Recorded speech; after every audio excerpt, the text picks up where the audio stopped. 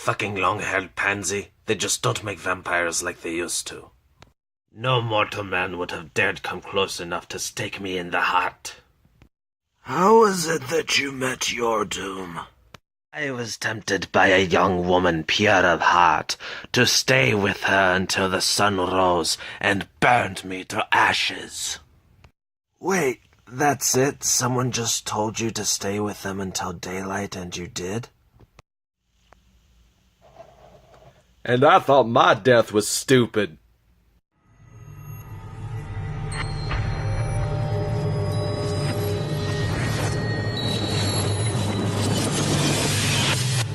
Audio Jungle. Audio Jungle.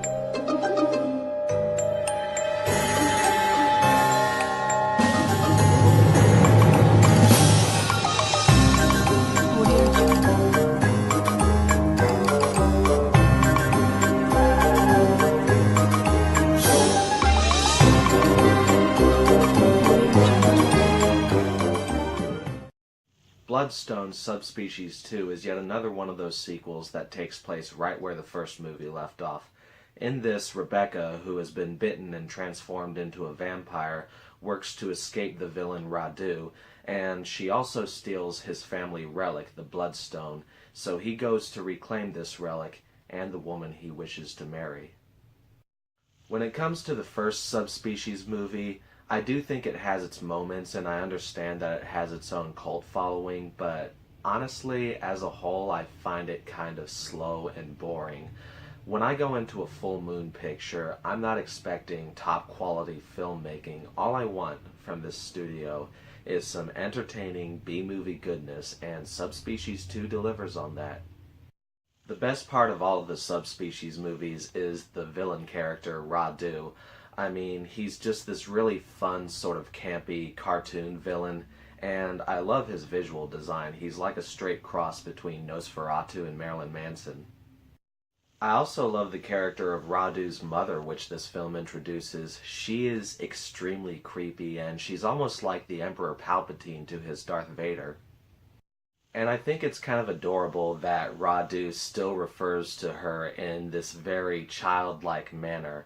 I mean, you've got this blood-drinking ghoul who looks like something ripped straight out of your worst nightmares. He's able to summon demonic creatures from his fingers, and you know what he calls his mother?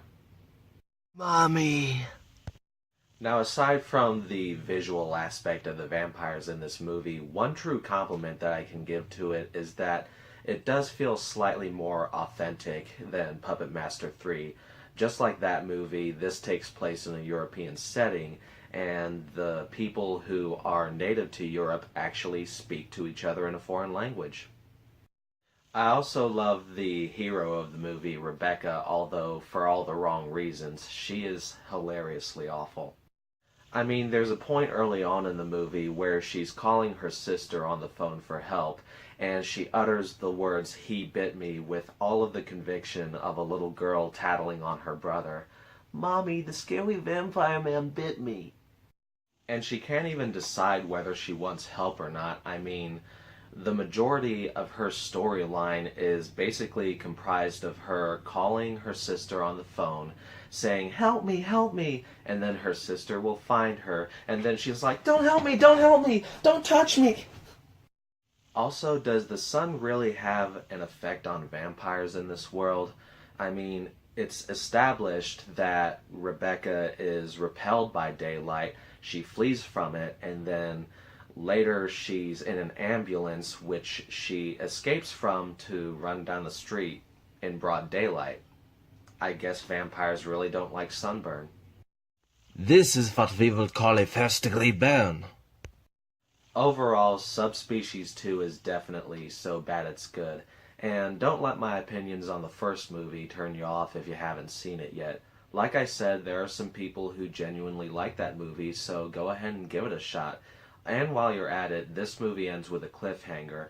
I can't say I remember much about the third movie, but I do remember enjoying it just as much as I did this one. So if you like vampire movies and you like cheesy B movies, then definitely seek these films out. And that's all I've got to say. I hope you all have a good one.